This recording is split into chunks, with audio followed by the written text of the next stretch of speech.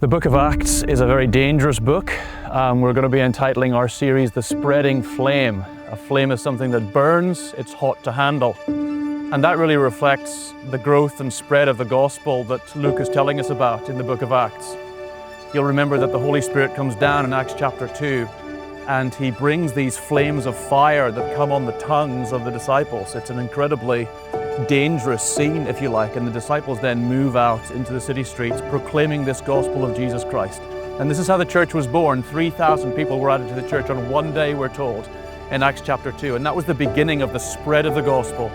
Over 30 years, the gospel moves from Jerusalem to Rome, the capital city of the empire, thousands of miles away. And this is the story of how churches were planted, persecution came. This is a dangerous book.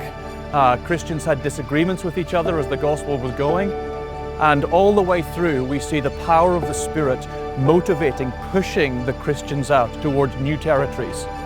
The church had been Jewish initially. The Jews struggled to think, how did Gentiles come into the church? And Paul kept on telling them, Gentiles come in on the same basis as Jews, through simple faith in Jesus Christ.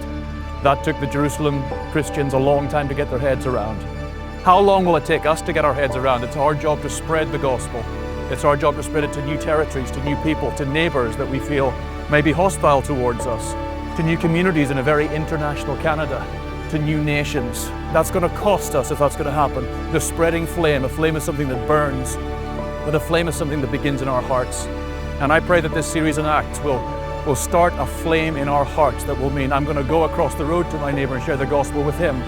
We're going to think about moving, mobilizing as a church towards new areas that God is calling us to, because the gospel is unstoppable. The gospel is a spreading flame, and the Holy Spirit within us wants to move us out from beyond our comfort zones to bring this message of Jesus to people near and far. That is our calling. Are we ready to obey his voice?